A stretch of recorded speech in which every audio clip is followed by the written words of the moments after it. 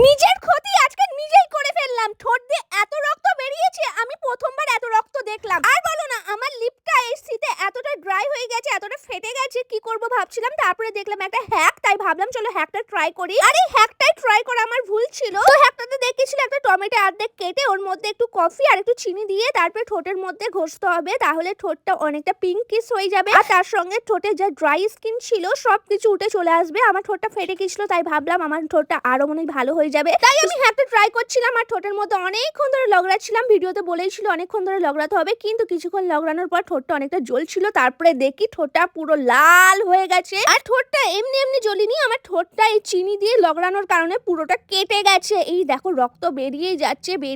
আমার ঠোঁটের অবস্থা খারাপ হয়ে গেছে, একটু ঠোঁটটা ফুলেও গেছে দেখো। আর এই জায়গাটাই কেটেছে, এই দেখো এখান দিয়ে রক্তটা বেরোচ্ছে। আর আমার একটুখানি কেটে গেলে না প্রচন্ড রক্ত বেরোয়। আর এই দেখো এখন প্রচন্ড রক্ত বেরোচ্ছে। আমি অনেকক্ষণ ধরে মুখটা পরিষ্কার করছিলাম, কিন্তু রক্ত আর থামছে না, এতটা রক্ত বেরিয়েছে। আমি প্রথমবার আমার মুখ দিয়ে এতটা রক্ত বেরোতে দেখলাম। আর দুদিন মনে হয় ভালোভাবে কিছু খেতে পারবো না, মুখ হাত জ্বলে আলা হয়ে যাবে। ভিডিওতে বলেছিল ঠোঁট পরিষ্কার হবে, আমার ঠোঁটের অবস্থা আরো খারাপ।